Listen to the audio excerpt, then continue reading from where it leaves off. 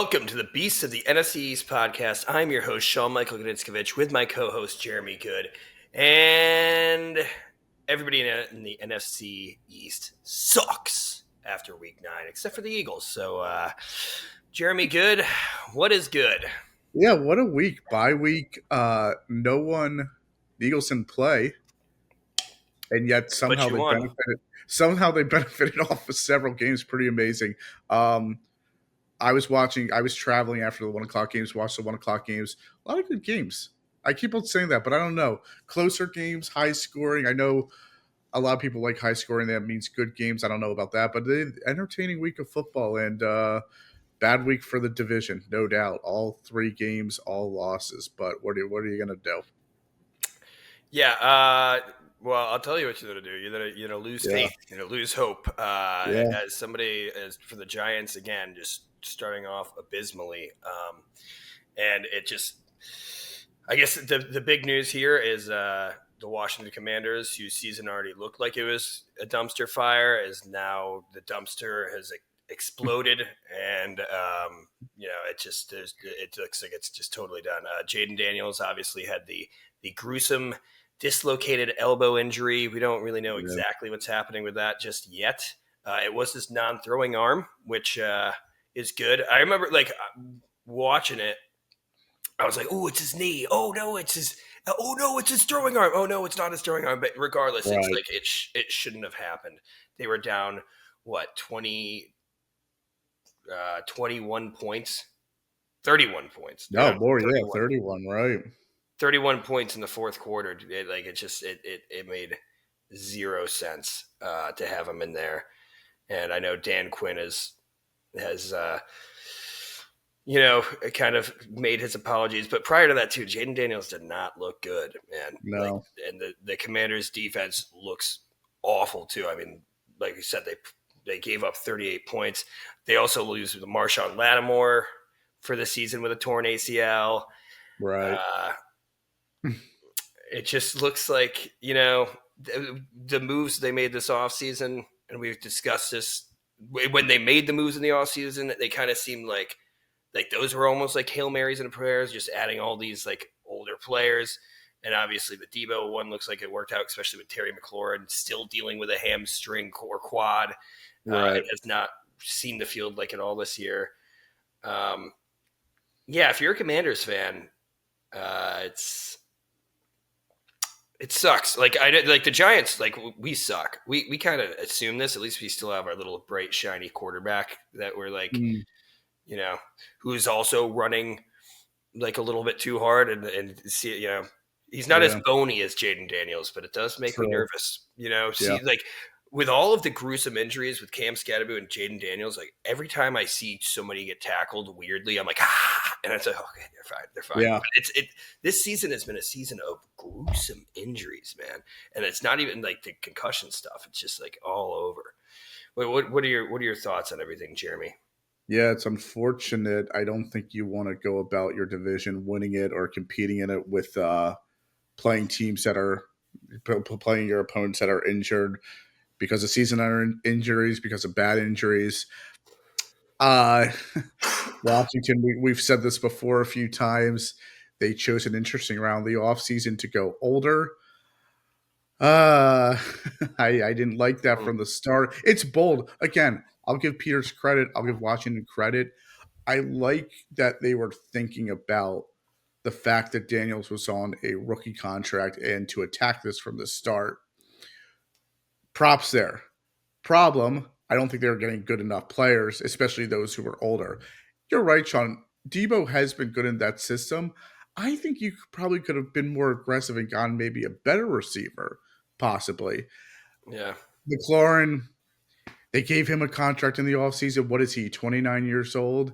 These guys are just getting older. Of course, you had to give McLaurin the contract, but, when you get older, you're going to get more chances of getting hurt. Marshawn Lattimore, older guy, hurt.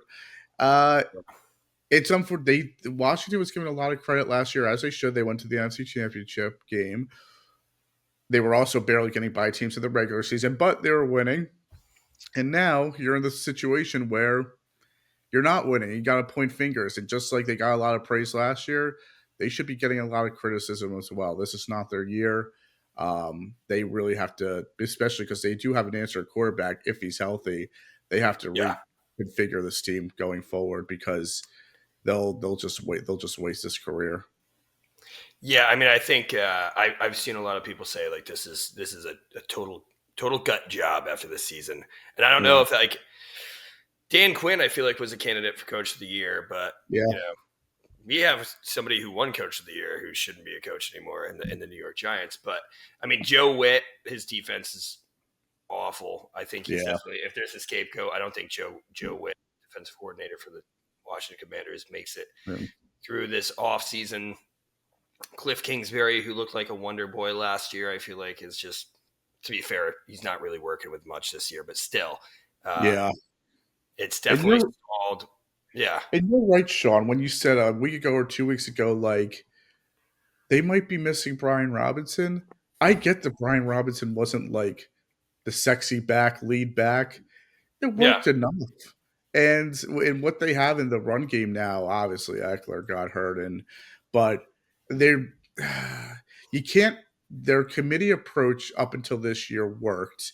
You can't do a committee approach when you just don't have that much talent and you're just rotating between guys who are rookies. Chris Rodriguez is. You need a little more juice, like a Brian Robinson. They don't have it. And it doesn't help the offense. And it's just shocking how like bad. And Daniels, like you mentioned too, that like Daniels wasn't playing well before the injury. He hasn't played well all year, when healthy, and obviously hurt too. So they have to figure it out. It's a weird situation, but yikes! It's a short life league in a lot of ways for certain teams, and Washington's experiencing that, I think.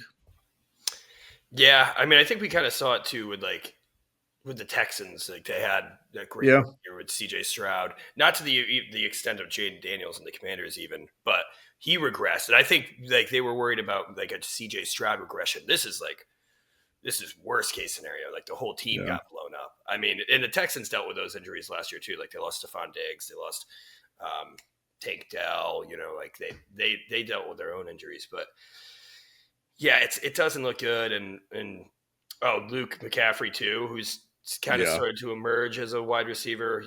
I think broken collarbone. It looks like he will also be out for the year. Yeah, I didn't realize he was a third round pick. I thought he was more like a fifth. No, because I remember discussing it when he got drafted. Right. We were like, there's more receivers that I think we'd like better. But he did it. He looked solid. You know. He has some abilities. Yeah.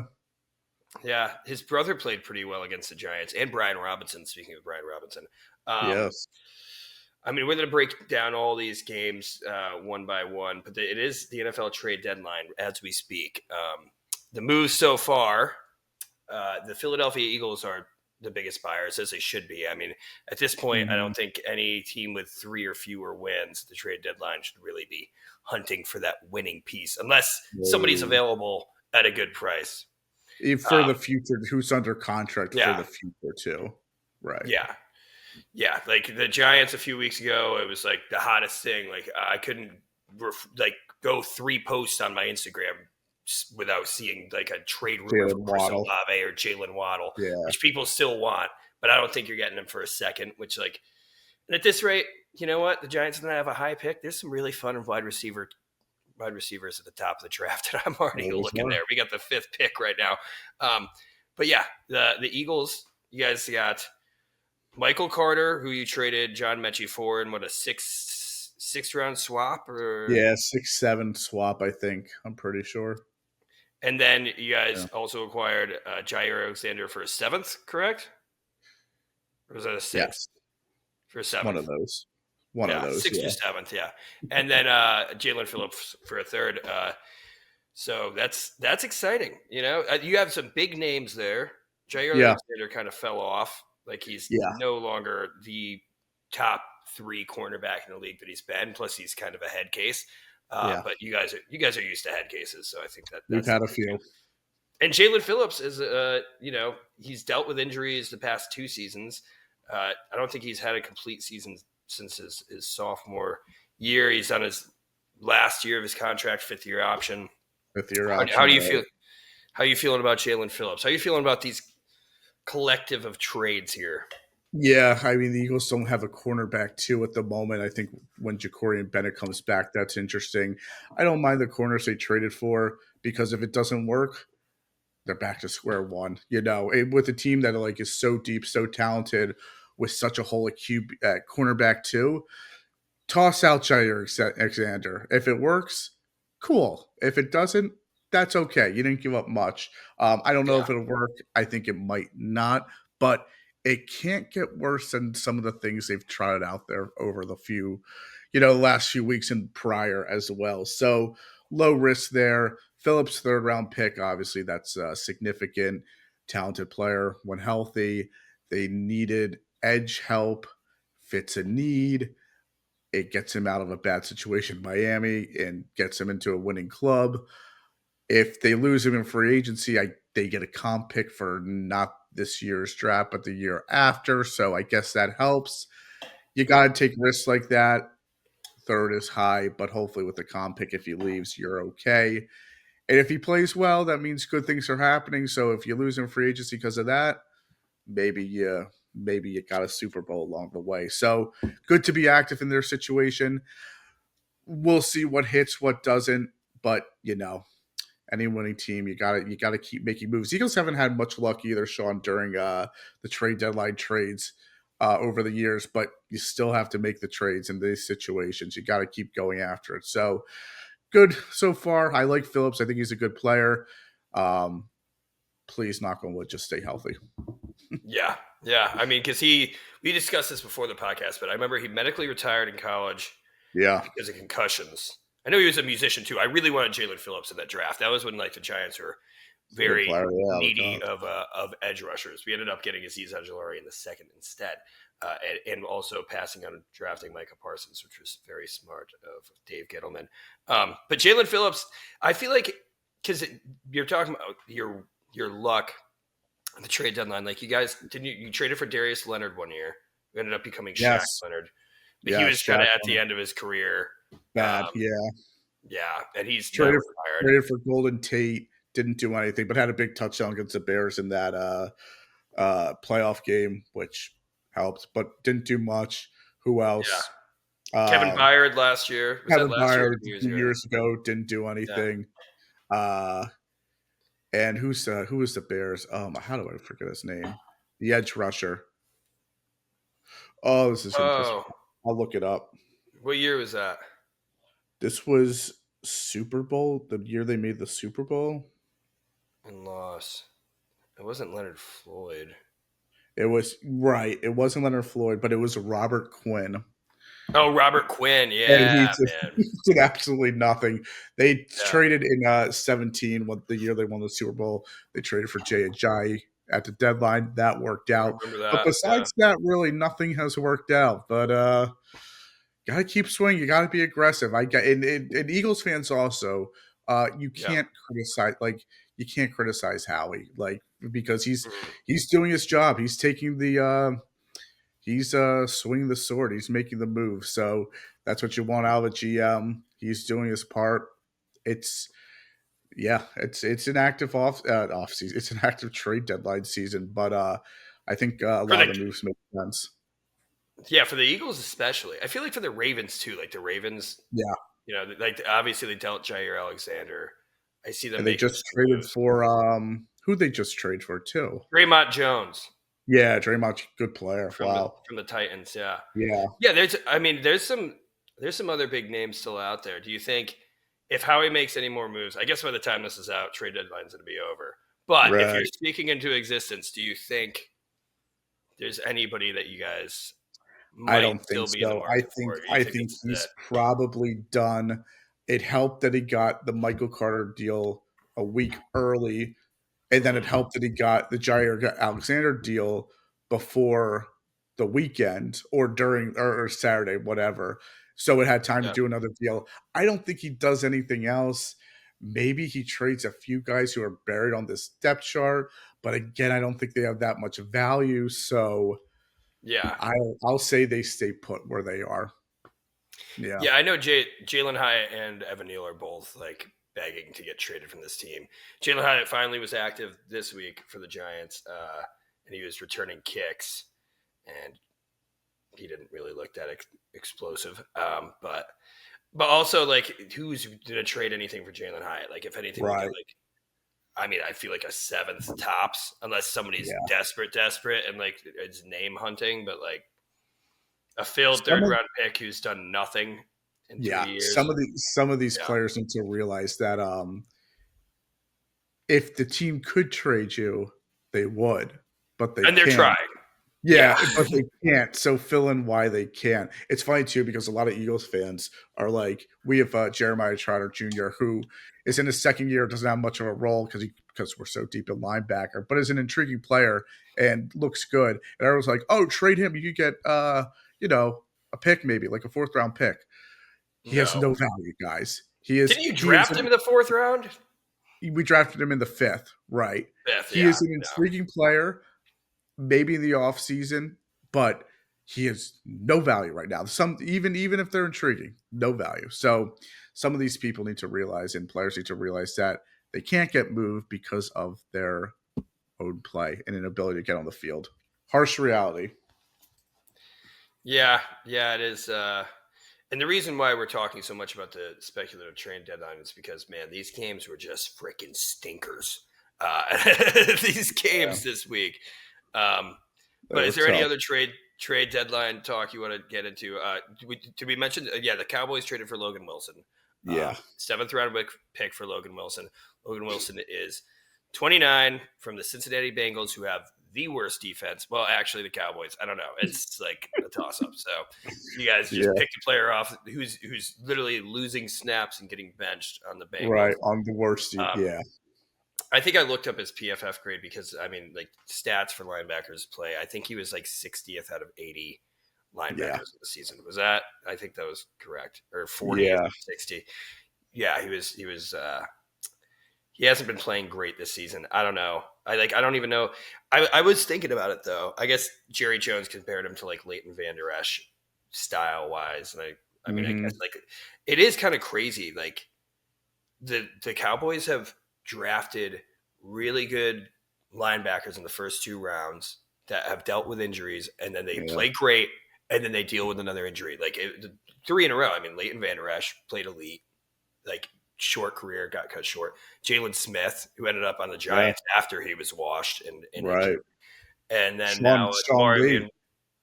Sean Lee too. Sean Lee, poster boy probably with all of that, Yeah, and then Demarion Overshown. I mean, it's just it's crazy. And Overshown should be back next year. I know when he got injured last year, it was kind of known he was going to miss all of this year. But yeah, and they've thrown so many darts at the linebacker position. I mean, that Jack Sanborn pickup, you got Kenneth Murray pickup. I mean, it's a tough. I don't know if you agree. I would think you would agree with me, Sean. It is a very nice position to have when you have elite players like the Eagles right now. It is a very. I think it's the least necessary position for a defense. So, if you're the Cowboys prioritizing over it, it gets shaky because then when those guys get hurt and you have everything invested in your defense financially and just game plan wise and scheme wise around your linebackers, who do you turn to next? I've always thought, the front line is probably the most important in the NFL for defense. Then, of course, cornerbacks. Linebacker is just it's a weird position. I think Dallas it's not the 80s or 90s anymore where how it you had those big time players and then later on in like the Ray Lewises, those guys, it's a different position now. Yeah. No, they don't make a lot of old school style linebackers. Although one that they do, Jack Campbell, man, I remember he got criticized for getting picked as high as he did for the Lions, and he's a superstar. Right. So, but yeah, no, I mean, I'll tell you what though, when you have shit linebackers, you notice it, and we noticed it this week with the Giants. Like Bobby Okereke is still. I think that people that aren't watching the Giants still think he's like so great because he's made plays in prime time and whatnot, but he's not the superstar linebacker that I feel like we thought he was the first year that we got him out of free agency. and Darius Muasau is garbage. Yeah, it just it sucks. But let's talk about the. I guess we'll go in order here because they all kind of blow. But so since we do have to talk about the games on Sunday, let's start with the New York Football Giants, who played the 49ers at home. Although it looked like it was in San Francisco because there was way more Niners fans than there were Giants. Even my brother. Oh my God, that was interesting. My brother who went to the game was with about like 8 49ers fans. It was just him and his girlfriend in the Giants gear. So like it was just overwhelming 49ers. And 49ers are one of those teams that like have fans all over the country because they just have historically great teams. But still, my brother actually woke me up. And he FaceTimed me. I'm like in bed, because I got the time delay. And he's like, "Hey, tell these guys to fuck the 49ers." So I just went around like in bed, like barely awake to these people that I don't know, like probably about 10 people. And I didn't really feel it, because I just didn't think the Giants would back up my words. And they did not. They lost 34-24, but it was worse than that. It was some garbage time touchdowns that made the score look a little bit better. What is wrong with the New York Football Giants? Well, I'll tell you, we are terrible at stopping the run. I mean, the 49ers just ran the ball on us like at will. And whenever the plays were failing, it was like, just run the ball. Like we could not stop the run. I mean, Brian Robinson came in there and just pounded away for a touchdown at the end of the game. But it's like, they're trying to give this to, they're trying to like give it to us, like we should be able to stop this. We know what's going on.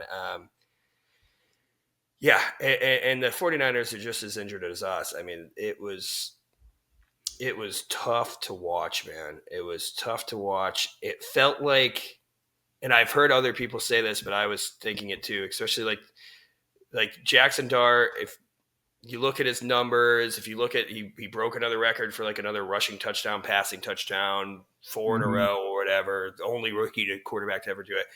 I don't think he was the problem, but like between the play calling and the execution of the play calling, it felt like a Daniel Jones Giants game of years past where like our defense just can't do anything. And then when we do things, we can't execute on it. I mean, Brian Burns, sack leader, should be defensive player of the year, should be top in the conversation for the defensive player of the year. He's not, because he's on this awful Giants team whose defense sucks. And he had that beautiful play. It looked like he forced an interception to Abdul Carter, but it went down as a strip sack, whatever. We get the ball. It's weird because it didn't bounce, though. No, I think his arm was moving forward, but whatever. It gave Brian Burns another sack of the season, so I'll take it. Although I kind of wanted Abdul Carter to have an interception. That's where I'm at now. I'm just like rooting for stat padding for my all-star players. Oh man. So then then we were in perfect scoring position. We're still just down 17-7 at going into the half right there, and we can't, or maybe that was still 4. I don't know. It was, the game was pretty forgettable, not to lie. But we should go for it. The way the game script was, even though we weren't down by much, 10 points, whatever, 7 points it was, it seemed like we're in the red zone. We should execute this. No, we'll try. We'll go for the field goal. Bam. Missed field goal by Graham Gano, one of the most hated Giants, which I get it. Like, he was been injured, whatever. He missed that kick. Listen, I think there's a lot of things wrong with the Giants. Graham Gano, honestly, isn't the person who I despise the most.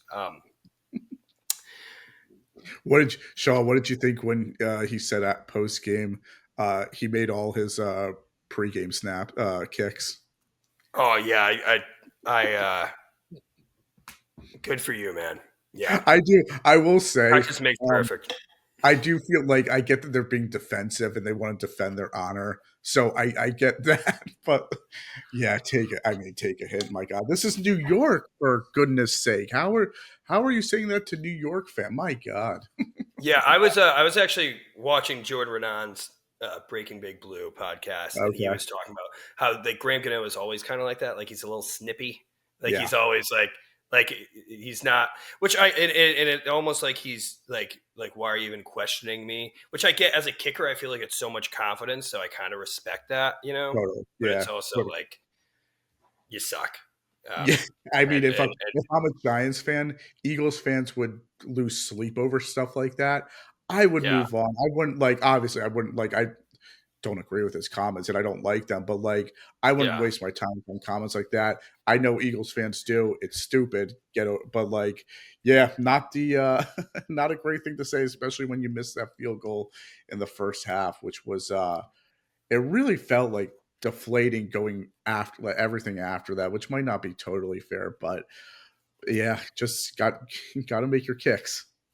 Yeah, no, definitely do need to make your kicks as a kicker, which we like the amount of kicking issues that we dealt with. And it dates back to like when he said, when we lost him for that Jets game, and we lost that Jets game 2 years ago, and Tommy DeVito Mm. couldn't throw a pass forward, and we didn't have a kicker.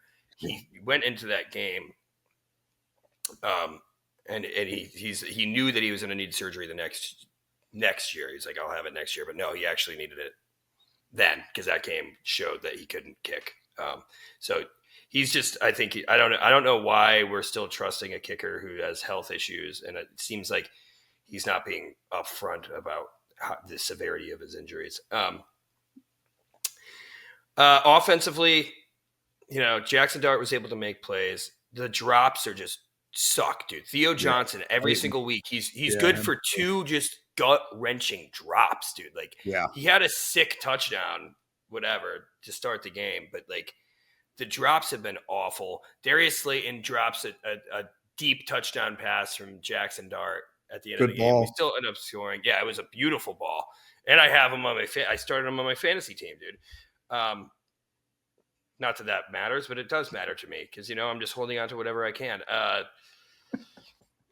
Dexter Lawrence, you figure this is the game. He's playing against like a depleted Niners up front, like Matt Hennessy back up. Like, like for as destroyed as that front, that Niners O-line was, you figured we would be getting after it. Like Abdul Carter, aside from recovering that fumble, strips, whatever, wasn't really there. Dexter Lawrence, like I think he had a pressure. I'm not even looking at like I just remember like that's the only play that I remember from him. Like it's crazy that Raheem Nunez-Roches has more sacks than him on the season, who had a sack in this game, and he's a run defensive tackle. Corey Black still getting trotted out there, which is just crazy that he's one of our starting cornerbacks right now. Like Jarek Bernard Converse, didn't even know that guy existed. He's getting significant snaps. It's that part of the season where it's just over. I think another big thing that I want to talk about here is the fact that Tyrone Tracy just was on the back burner, wasn't even really the starting running back with Cam Scadaboo out after having almost 1,000 yards in his rookie season, like only starting like 10 games last year. And Devin Singletary gets the majority of the snaps. Devin Singletary, to be fair, did run better than Tyrone Tracy, but I feel like you got to, is Devin Singletary really in your future plans? Like, I think Tyrone Tracy is more so. He's on the second year of his rookie deal. Like Devin Singletary, I think we know who he is. Like, I mean, the season's lost. Let's just see a little bit more Tyrone Tracy Jr., please. I think everybody knows what Singletary's about. Like I think because of his size, his role and usage is so defined. Buffalo, now New York too. So nah, I don't like him being a lead back at all. No. And when we signed him, he was a back that I've always just kind of like overlooked. And he had that 1 year on the Texans too, where he was, he's just mid. I like it. I mean, and he was like, they call him Motor Singletary for a reason. He keeps churning for yards. But, I don't really know. Like the big takeaways from this. It's like, it just seems like another one of those seasons. Like before I'd be like, oh, it's like, just kind of come to know this now as a Giants fan. Just miserable. At least like Jackson Dart's still playing with heart. He's still creating some plays. He is maybe running the ball a little bit too much. And also like, he had like that late touchdown run. I don't think he needed to do like, especially what we saw when Jaden Daniels tried to do a late touchdown run in a game that was lost. Right. Like, it is fun to see him, but like if we're looking for his development now, I don't know if that's him like taking the call there. You're right. Which, by the way, but maybe let's just like have him sit back and pass, especially with like a Niners edge rush that is completely just done. I mean, Nick Bosa out for the year. Now Michael Williams, their first round pick, is out for the year with an ACL in this game. Bryce Huff, who was playing well, was out. Like they had nobody to really rush the passer. And I thought that maybe we would see a little bit more there, but yeah, I mean, you're right. You're spot on. I'm not going to learn much about Jackson Dart running in that last touchdown. I know he can do that. I mean, even if he does play, I want to see him in the pocket, stepping up, throwing, or like you said, just bench him. I mean, these bench guys. Him. No, don't bench him. Not bench him, not bench him. But when you're down 17 with 7 minutes left, maybe take him out. I get that because of the Jaden Daniels things, but I think this is like actually as a rookie, and he is playing good. And trust me, I just don't want to watch Russell Wilson, but right. I think it is good for his development. But like, sit back there and pass the ball. Like I don't know. And the thing is, he looks good. He's putting the ball out in good spots. Like, dude, the drops have been so bad this year. Yes, they have been. I don't know. I mean, I remember 2 weeks ago when he was still in against the Eagles, end of the game, last drive they had a touchdown. Good series for him. It closed the game from 25-18. It was against the Eagles' third, fourth stringers. I don't know if San Francisco did that last week, a few days ago. I don't know if but like, it's nice to see, but I think you just have to protect these guys, especially the losing. Like, you don't want him in a situation where he's always down points at the end of the game, and it's hope like it hurt. Like, losing hurts, and it weighs on these guys. And obviously, it's not in a deep state yet for Jackson Dart being in the league for 9 games, but it could get there, and gotta protect him emotionally too, I think. And this year sort of feels like a throwaway year.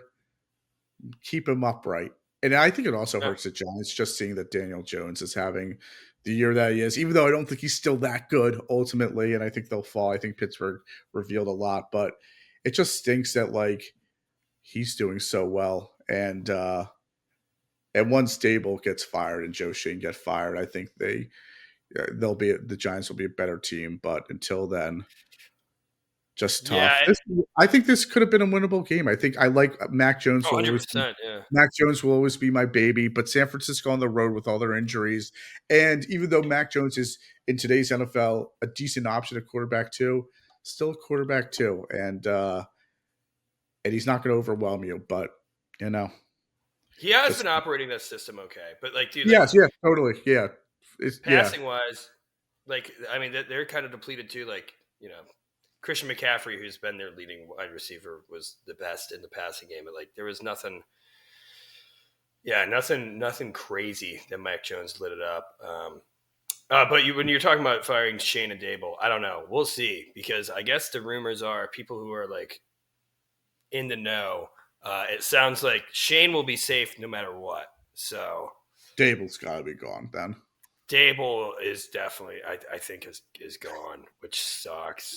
Well, it doesn't suck. It sucks. I guess he looked like, Pat Leonard, like asked him at the podium. I don't know if you saw that. Like asked him, like, what are those tears about? He's like, what do you mean? I saw that. Yeah. Yeah. So I don't know. I don't know if he was crying. I mean, I don't judge him if he does. I cry. I've cried like literally in like 7 out of the 9 Giants games this season. Happy tears, sad tears, right? Depressed tears. I mean, it's football's an emotional sport, man. It's emotional. But But yeah, but right now I just kind of feel disassociated and dead inside from this team. So I'll be excited come kickoff next Sunday, like I always am.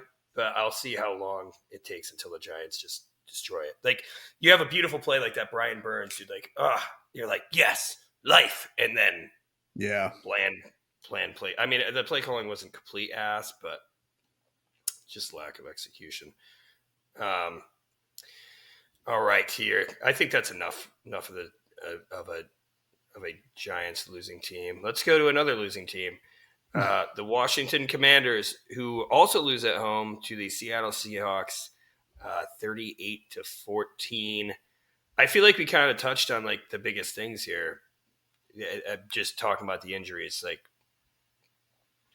Jaden Daniels has not played well this season. He's been dealing with the injuries. He's been dealing with injuries to the team, Terry McLaurin. And then obviously is in the game when they're down by way too many points and dislocates his elbow. And it's disgusting. Yeah. What are your main takeaways here, Jeremy, from this game? They got smacked by Seattle, and they got smacked before the injury too, which is I think the important part. Seattle. Yeah, I was talking to my coworker. Sorry to interrupt, but she was like, "Yeah, my quarterback snapped his elbow. That's why I lost." I was like, "Snapped the elbow in the fourth quarter." Okay, right? Yeah. Seattle traveled to them too, which is a little difficult in some ways. And even though Washington was home, they get shellaxed. They played badly. They're a bad team right now. Yes, they have a lot of injuries. I think they've done a lot to themselves. Seattle just Arroyo was getting involved, who I liked out of the draft, but hasn't done much this year. Torrey Horton, dude, I love Torrey Horton too. He's good. Yeah, he's a nice player. It was so cool seeing him just kind of go off, man. Yeah, and it was Sam Darnold, who I think is good, but I think if you're a good defense, you can have your way with him sometimes too. And Washington obviously is not a good defense. It's wild how bad Washington's defense is and Dallas' defense are in the same division. Washington's big thing last year was their defense was bad, and this year it's worse, maybe, which is saying something. They played terribly against Seattle. They take a major loss, and this feels like the biggest game of the season for them, obviously because of the quarterback injury, but because they just got smacked at home against Seattle midway through the season, and everything just feels at this point like it's getting further away. And yeah, they can look forward to next year, but they need drastic changes into next year. They definitely can't run this back. They need to really evaluate themselves after such a good year last year. So they played poorly on Sunday, and that is really, honestly, they were awful. So it's an understatement. They're done. They can shoot for next year, but they really have to make changes. Yeah, I mean, this is like the season's over. I mean, there's always and I've been a part of it, of these late, maybe if we keep you'll win a couple games in Marcus Mariota, maybe you'll be in the hunt graphic, but you probably don't even want that if you're a Commanders fan. You lost probably Jaden Daniels for the year. I think maybe you just shut him down. I don't know what this injury is. I know that some people saying if it's just a dislocation, that he could maybe come back in 3, 4, 5 weeks. But right, I think maybe you just let him come in fully healthy next year. I did want to say too, because I know that Mac Jones was on a tear against the Giants with consecutive completions, but he didn't break the record, which Sam Darnold almost did. He had 17 completions in a row. I remember that. Because I remember the game looked like it was over, and Chris Collinsworth in the first half was like, well, you can look forward to maybe this record being broken if you guys want to stay tuned in. Which, it's always funny when the Sunday Night Football guys, they're tired, they're old. They're like, this is another stinker. And they're like, well, I guess you could watch for this. You know, There have been times where it seems like Al Michaels is sick of these kind of games. And Seattle scored all their points, all their 38 points in the first three quarters. So it was over quickly, honestly, from the start. 31-7 at halftime. Wow. It's Darnold looked great. Holy smokes, what a game he had. But dude, he's good. Yeah, right. He looks like he's good regular season. It'll be interesting come playoffs, but we'll see. Yeah, he played well, and yeah. I don't know what else I can say about Washington. Their defense is just so bad. Yeah, I feel bad for Zach Ertz, man. I wonder, like, he could be traded.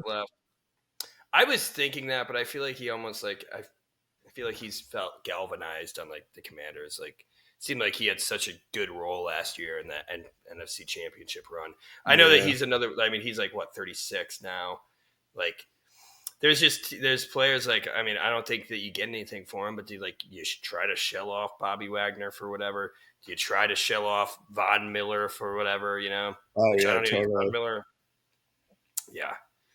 I mean, I don't think you get much. I don't know if you get anything, honestly, but if anybody, if you could do a fire sale, go for it.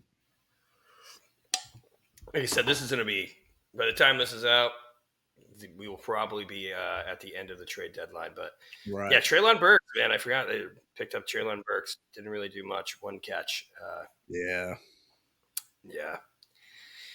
it's rough, dude. And I don't want to shit on Bill, but yeah, Ja'Cory Krosky-Merritt. You know, he was a fun story. It seems like he just kind of lost that juice.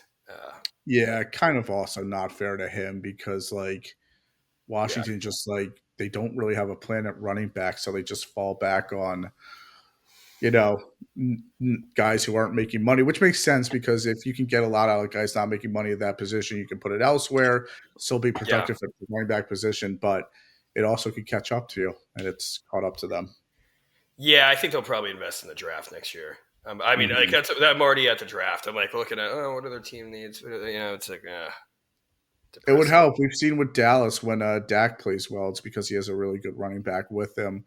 I think Jaden Daniels could be in the same sort of situation / it can only help, you know? Oh, yeah. Yeah, I mean, I feel like when you have a 1-2 punch at like running quarterback, and good running back, like it runs smoothly. I mean, you saw it with Lamar and Derrick Henry. I know that they've been off kilter, like off with the injuries this year, but when it works well, you know, playing off each other. Even like the Giants season when we went to the playoffs, like having a running Daniel Jones and a running Saquon Barkley, and now you guys have that with Hurts and Saquon, but you know, it's it helps with the RPO game. It helps keep teams play action. Yeah.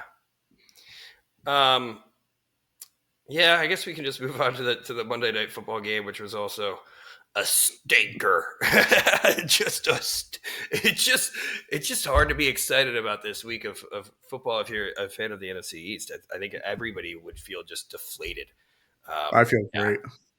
Yeah, you feel good. Good for you, man. You just get to wallow in your bye week and just sit back and just watch. It really is amazing looking at the records in the division. Like it is.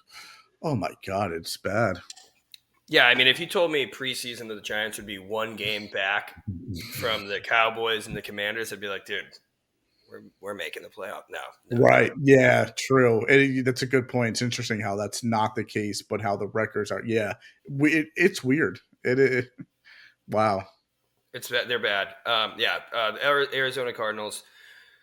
The Jacoby Brissett-led Arizona Cardinals march into Dallas while Stephen A. Smith is sitting next to Jerry Jones. Yeah. And they beat the Cowboys 27-17.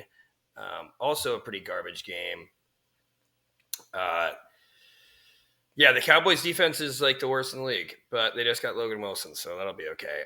It's funny because I see all these people saying, oh man, Jacoby Brissett, like is he going to take Kyler Murray's job? Like, no. If Kyler Murray played in this game, he would have had an MVP-like performance. We saw it with the Giants when Russell Wilson played against them. We're like, wait a second, Russell Wilson's good again? No, it's just the Cowboys defense. This one, dude, Deron Bland looked like garbage. I don't know if you saw that. Like, I mean, he just didn't look good. Oh, I saw that. But the Marvin Harrison Jr. touchdown early in the game, I mean, just put him on his ass. Didn't even touch him. Just like, I mean, that was just no bueno.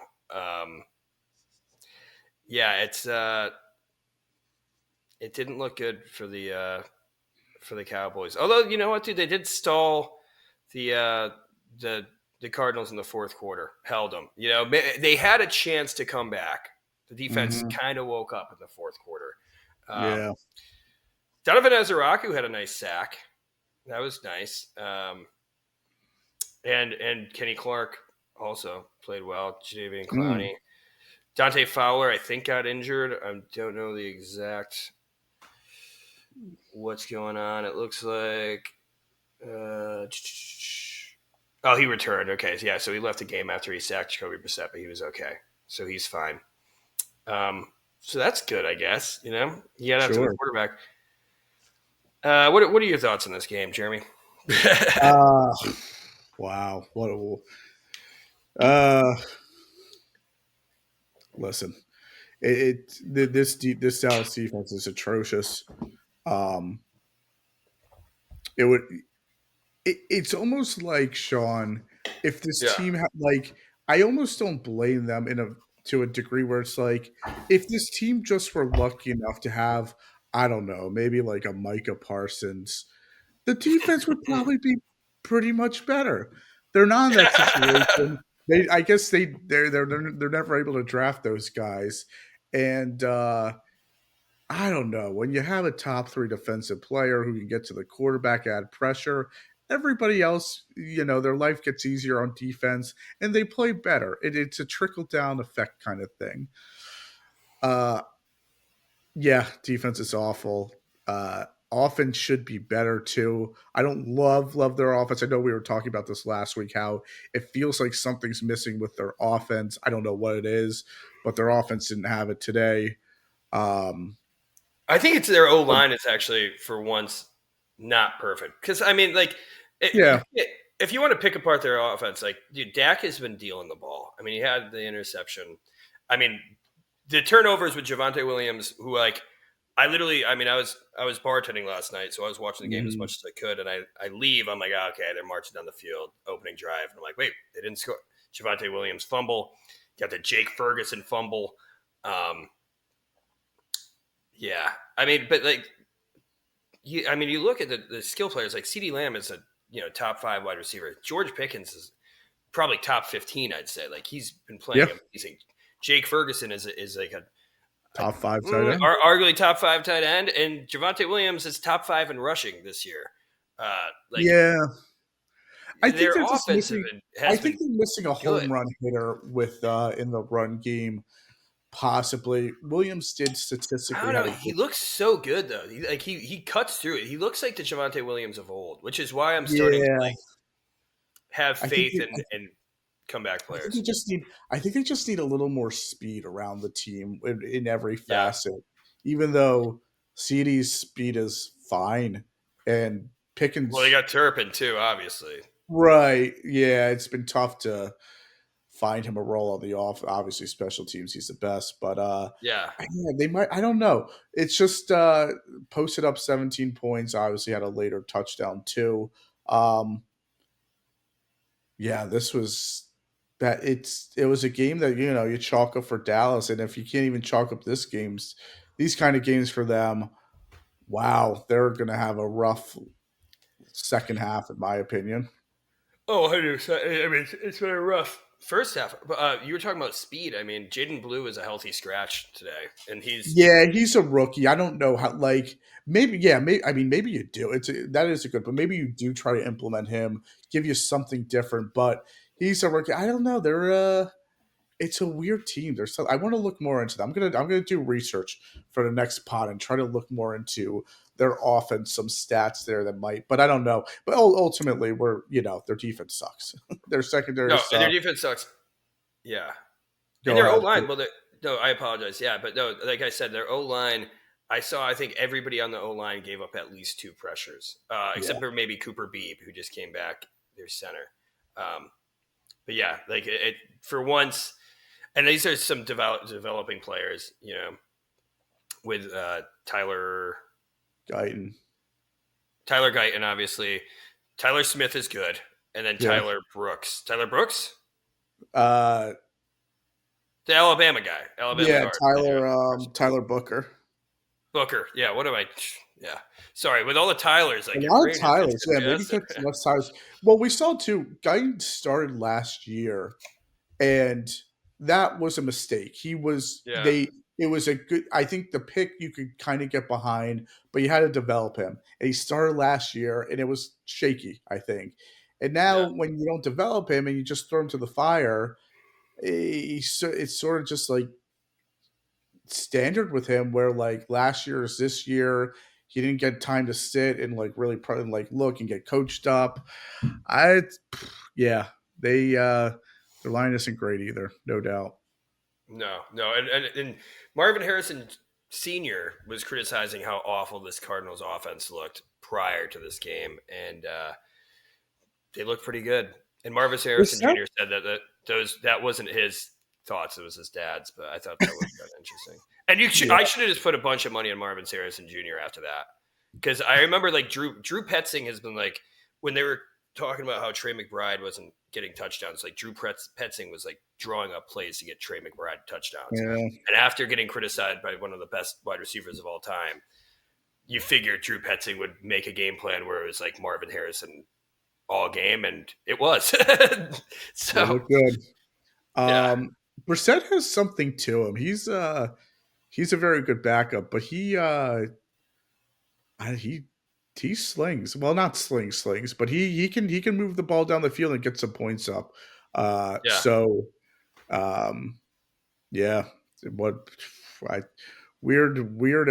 Weird result in my opinion. Wasn't expecting it, especially how the game went. But Dallas, they need to fix a lot.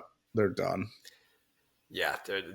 Cowboys. I mean, we can pretty much chalk up like every team that played this week for the NFC East. It's season's over. Like I would love to be optimistic. I mean, I thought it's funny because like Jerry Jones like said on the radio yesterday, like we made a trade. We've made trades, right? Can't tell you who it's for, but we made a trade, and the trade was for Logan Wilson, real needle mover. And dude, Josh Sweat, man, getting over it, with his old defensive coordinator, Jonathan Gannon, 2 sacks. Calais Campbell was just monstrous, dude. It's so cool to see him. And Walter Nolan, who is somebody I think we both really liked in the draft. Finally, he's been dealing with injuries all year, but he had a nice sack as well.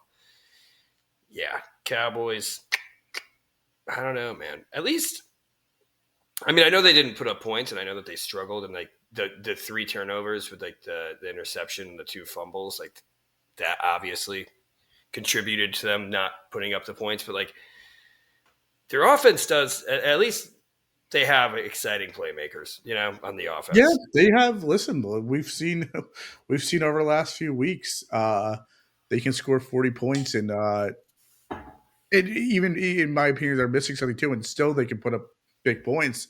Problem is they're giving up 41 to their 40 they're scoring, but their offense is good, I think, and can be even better. But you also have these kind of games in between, which are odd, especially you can't have that too when it's kind of unfair to the offense in some ways. But when your defense is that bad offensively, you just always have to be on, and wasn't the case on last night. Yeah. And it's like we have the NFC East. I feel like has gone 4 straight weeks of having either Sunday Night Football or Monday Night Football. Yeah, I mean, actually, I feel like every single week we've had a primetime game in the NFC East. It's funny too because the Eagles have had like already 4 1:00 games. So I don't even think they've helped in that regard. It's been a lot of New York, a lot of Washington and Dallas with that stuff. So it's tough. This is like when the Giants went to the playoffs and we had a bunch of primetime games the next year and we were so bad. And it's like, not another, like, I don't even want to think. The Commanders probably feel the same way. They're like, can you flex a game 5 or a game 6? And obviously flex is later on the year, but yeah. Oh yeah. Yeah. All right. I think that's enough misery there. You want to just hop into picks and previews for next week? Yeah, sure. All right. Let's pull this sucker up here. I believe I know that one of the 1:00 games is going to be the Giants at the Bears. So 1:00 Eastern. What's your thought on that spread? Giants at the Bears. Bears have Giants a very big win in Cincinnati over the weekend last minute. Giants are, even if I were feeling a little positive about them, I know it seems like Vegas isn't at all, which I also understand. I'll go Bears minus. Again, this is 6.5. Dude, I thought it'd probably be closer to that. It's actually Bears minus 3.5. Yeah, I was leaning first. Anytime I say a number, always think that I'm either 1 point up or 1 point down from what I'm thinking. I thought it could be 5.5. 3.5 is interesting. And it's in Chicago.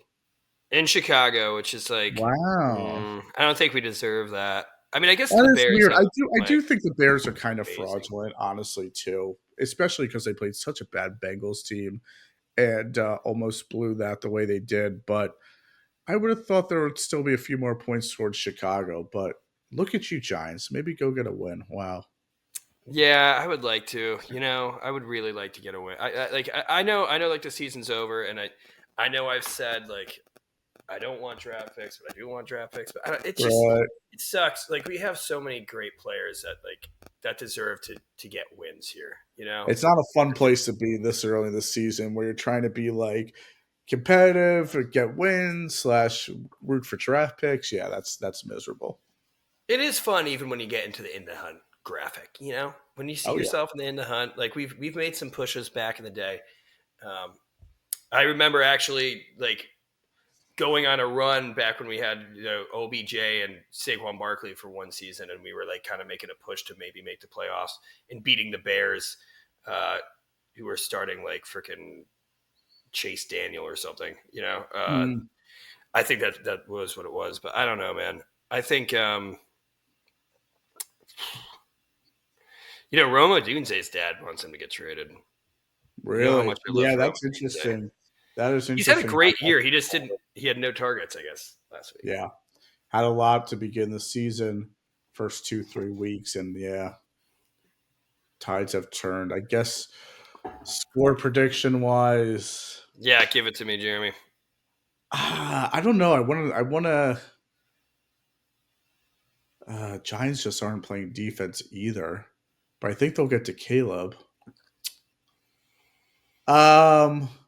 Sheesh. 30-20 30-20 Bears, I guess, something like that. A little less on the points with the Bears, a little more with the Giants, I think. Yeah. 21. That's Jeremy's. You know what? Dude, I'm pretty sure the Bears cornerbacks are still decimated right now, which is a big deal. That's why the Bengals were able to throw up some points. Yeah. I know that the Bears still have some power on that D line. I know that they actually have had a pretty thick linebacking core too. Not that really matters too much. Do they still have that safety? Do they still have Jaquan Brisker too? Well, I know he talked a lot of crap about the Giants. Yeah, he looked miserable too a few days ago. He was bad. Yeah, good. I want to put up points against Jaquan Brisker. I remember him talking crap when we got rid of Saquon Barkley. Just making fun of the Giants. He might have been a little bit right, though. Yeah, I kept he is a Penn Stater, so we can root against that. Absolutely. Yeah. Temple Pride. Hey. Yeah, I'm gonna go Giants. I think this is actually gonna be because like the Giants defense has been doing well. I think it has and has not. If we can get Cordell Flott back, which I think we should get Cordell Flott back because just a concussion. Paulson Adebo. That's a positive to get Cordell Flott back, you're saying? Yeah, dude, Cordell Flott has been like one of the best cornerbacks in the league this year. Passes defense, pass breakups. You didn't say best on the Giants. You just said best in the league. He's been good, dude. Look it up. Okay. Look it up right now, dude. That's okay. Look it up on. I'm gonna go. Yeah, dude. I know. It's a different year, dude. He's developed. Okay, he's developed a lot. I'm gonna go Giants 27 and Bears 24. Bam. Close game. Giants win.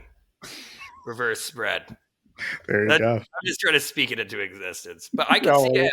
Like I still have not given up. Like even though we lost last week, like I do believe with Jackson Dart that we can win any game, and I think that we needed to start turning some around because I feel like we had hope. Yeah, I think the 49ers game, just like the Eagles game too, but then San Francisco to really confirm it.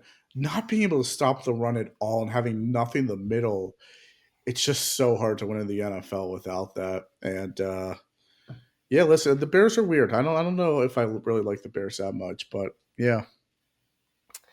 Yeah, no, I think like you said, I think you said before, you think Caleb's fraudulent. I think a lot of people think that right now.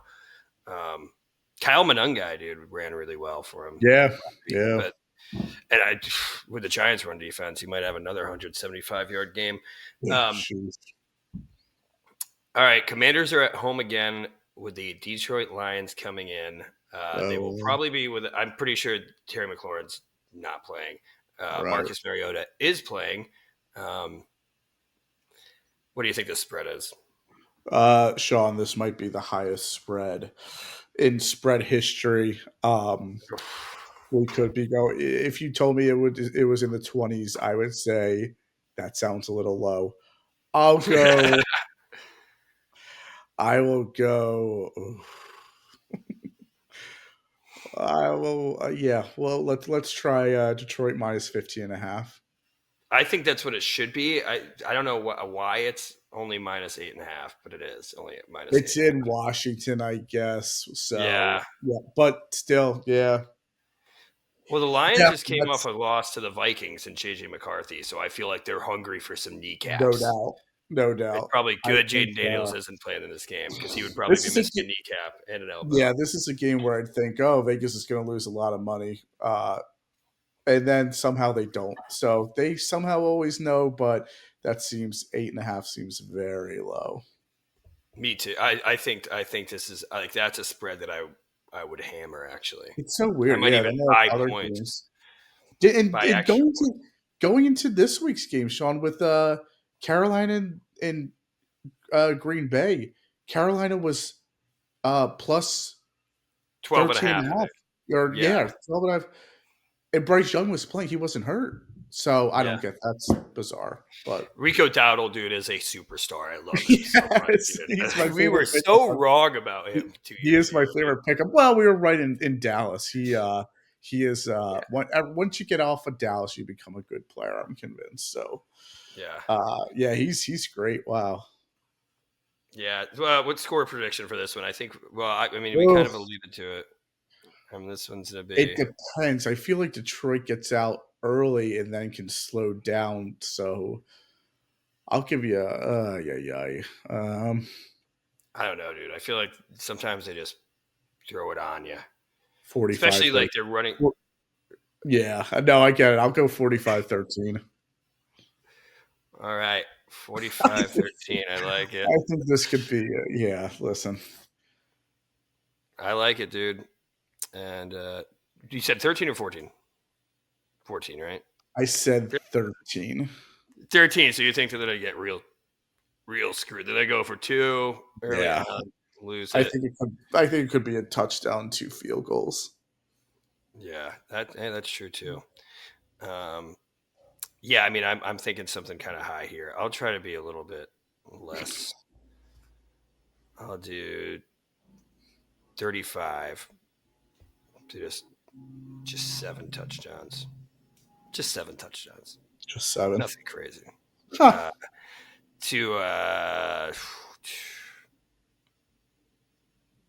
I'm gonna go. I mean, 13 is good. I'll just do 14. Yeah, I'll do the 14. Okay. I think that garbage time. They'll will their way to something. Yeah. All right, and then Cowboys are on a bye, and then they have a another Monday Night Football game. Like, come on, against the Raiders too when they come back. That's garbage. But we do have a Monday Night Football game that should be good, and that is the Eagles Packers. Where is that game being played, Jeremy? Being played in Green Bay. I know some friends who are going to that game, flying into Green Bay or flying into Milwaukee, I guess. Sheesh. Bad loss for Green Bay last week. I'll say the line is still going to be Green Bay minus